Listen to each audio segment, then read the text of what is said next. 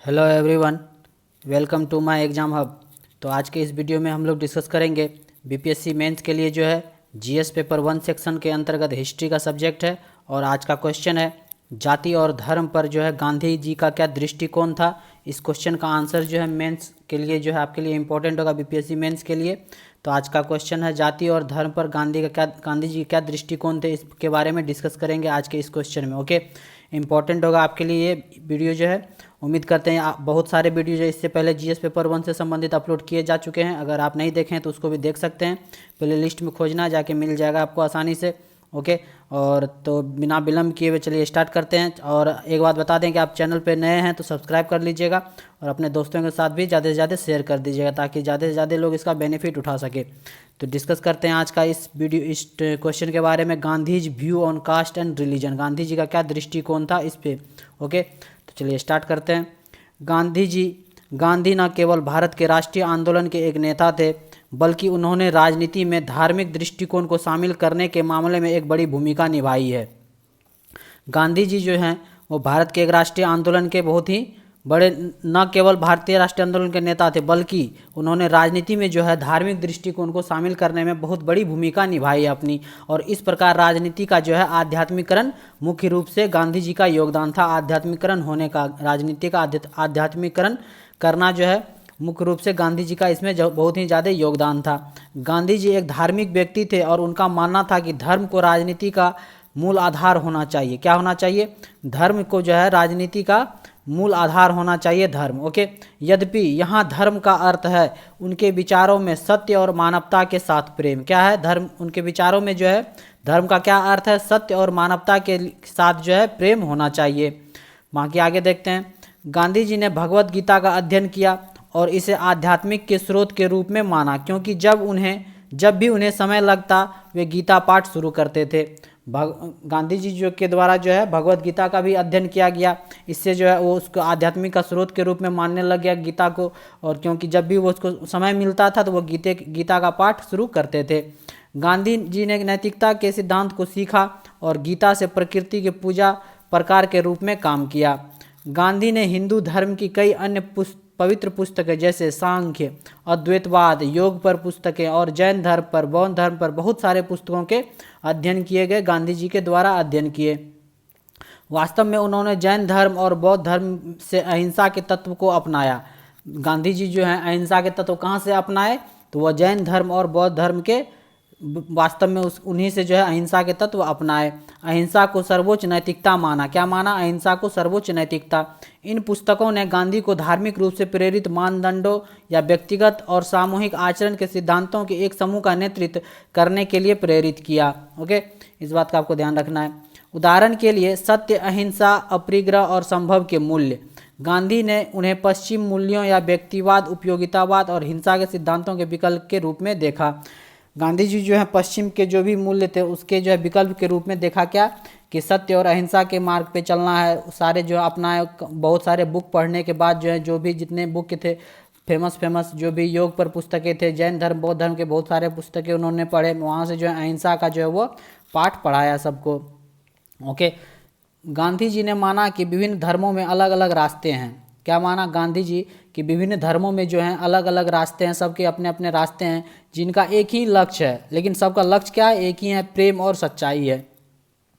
भले ही सब धर्म का अलग अलग रास्ता हो लेकिन उसका एक ही लक्ष्य है। क्या है? गांधी जी के द्वारा बोला गया प्रेम और सच्चाई जो है वो एक ही लक्ष्य, लेकिन चाहे अलग अलग रास्ते क्यों ना हो। वे अपने अनुभव के माध्यम से समझ गए कि सभी धर्मों में समान सिद्धांत है। जितने भी उन्होंने पुस्तकें पढ़ी उससे अनुभव हुआ कि सभी धर्मों के सिद्धांत जो हैं वो समान हैं। और धर्म लोगों को एक बांधने वाली शक्ति है। धर्म जो है लोगों को बांधने वाली एक शक्ति है, एक करने की शक्ति है।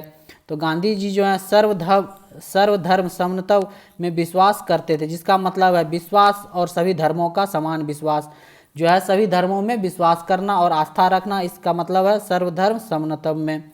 गांधी जी इसी पे बिलीव करते थे, इसी चीज़ पे विश्वास करते थे।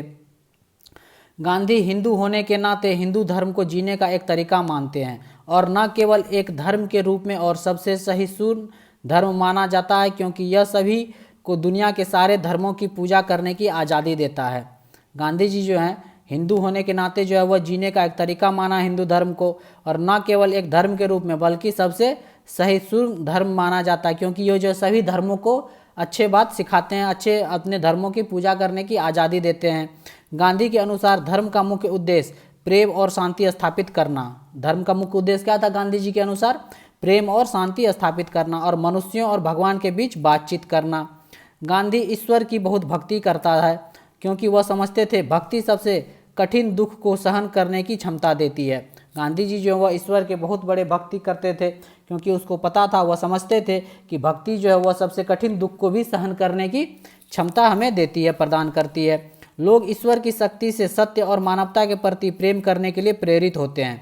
क्या होते हैं? ईश्वर की भक्ति से सत्य और मानवता के प्रति प्रेम करने के लिए प्रेरित होते हैं। इससे ईश्वर की भक्ति करने से उनके मुताबिक एक सत्याग्रही को भगवान पर भरोसा रखना चाहिए ताकि वह बुरी गतिविधियों से बच सके। महात्मा गांधी के अनुसार कहा गया है कि किसी भी अनुसार, जैसे एक सत्याग्रही को जो है भगवान पर हमेशा, किसी को भी जो है भगवान पे हमेशा विश्वास कर रखना चाहिए, भरोसा रखना चाहिए, ताकि वह जो है बुरे गतिविधि से, बुरा काम करने से वो बच सके और किसी से भेदभाव ना कर सके और किसी भी रूप में शोषण के खिलाफ प्रयास ना करें। ओके, ये सारे बात जो है भगवान की भक्ति से प्राप्त होता है। तो ये गांधी जी का कथन था। गांधी की धर्म के बारे में बहुत तर्कसंगत सोच थी, क्योंकि वह मानते थे कि धर्म को रोजमर्रा की जिंदगी की समस्या को हल करने में सक्षम होना चाहिए और उन धर्मों को खारिज करना चाहिए जो मानव मूल्यों और नैतिकता के खिलाफ है। ये भी कहते थे कि जो भी धर्म जो है उन धर्मों को खारिज कर देना चाहिए जो मानव मूल्यों को न मानता हो, नैतिकता को न मानता हो, उस धर्म को नहीं मानना चाहिए, उसके खिलाफ हमें कुछ एक्शन लेना चाहिए। और जो धर्म को जो है रोज़मर्रा के ज़िंदगी में समस्याओं को, जो भी समस्या उसको हल करने में सक्षम होना चाहिए, इस तरह का धर्म हो। अब देखते हैं जाति व्यवस्था पे क्या उसका कथन था। भारत में जाति व्यवस्था के खिलाफ आंदोलन लगभग उतना ही पुराना है जितना कि जाति। बौद्ध और जैन धर्म सुधारवादी आंदोलन थे जो आंशिक रूप से जाति व्यवस्था के खिलाफ थे। किसके खिलाफ थे? बौद्ध धर्म और जैन धर्म, ये एक जाति व्यवस्था के खिलाफ थे। गांधी इस बात से अलग हो गए कि वे जाति व्यवस्था की अनिवार्यता को अपनी अनिवार्यता से अलग मानते हैं, पुरानी बातों को अस्वीकार करते हैं और बाद को समाज के लिए फायदेमंद घोषित करते हैं। वह 3 मुद्दों पर समस्या से निपटता है। कौन कौन से मुद्दे हैं? अस्पृश्यता और इसके परिचर संरचनाएं से, हजारों अंतर्विवाही और अंतर्विवाही समूह जिन्हें जाति कहा जाता है, वर्ण या समाज का 4 भागों में बटा कार्यात्मक विभाजन। ये 3 मुद्दों पर जो समस्या से निपटना मेन इम्पोर्टेंट है। वह अस्पृश्यता को अनैतिक मानते थे, छुआछूत जो है उसको जो है वो अनैतिक मानते थे। ये नैतिक मूल्य के अंतर्गत नहीं आता है छुआछूत अस्पृश्यता मानना, और इसलिए पूर्ण उन्मूलन की आवश्यकता की, और इसलिए जो है अस्पृश्यता का जो है इसके लिए पूर्ण उन्मूलन का आवश्यकता प्रयास किया गया गांधी जी के द्वारा। जाति अनावश्यक और अवांछनीय है। जाति जो है वो अनावश्यक और अवांछनीय है। गांधी के अनुसार अस्पृश्यता जो है इस दुनिया में किसी भी चीज़ से बड़ी बुराई थी। गांधी जी के अनुसार जो थे ये वर्ड जो है अस्पृश्यता, छुआछूत जो है, ये किसी भी इस दुनिया में जो है किसी भी चीज़ से सबसे बड़ी बुराई कौन है? तो वो अस्पृश्यता है। और पहले इस पापपूर्ण गतिविधि को खत्म करने पर विचार किया जाना चाहिए। गांधी ने भी अछूतों को हिंदू के अभिन्न अंग के रूप में देखा। गांधी ने कहा अस्पृश्यता को दूर करना एक तपस्या है जो एक हिंदू का उसके हिंदू धर्म और स्वयं के लिए एक सम्मान है। और अस्पृश्यता को दूर करना जो है एक तपस्या के समान है। मेन इसका एम था गांधी जी का कि अस्पृश्यता जो है ये ख़त्म कर देना चाहिए इस दुनिया से। उस पे इसके बेसिस पे जो है बहुत सारे काम किए, बहुत सारे एक्शन लिए गांधी जी। ओके, गांधी जी का मानना था कि अस्पृश्यता और जाति व्यवस्था के बीच कोई अविभाज्य संबंध नहीं है। इसके बीच जो है कोई अविभाज्य संबंध नहीं है। एक साथ जाति को समाप्त किए बिना अस्पृश्यता मिटाया जा सकता है।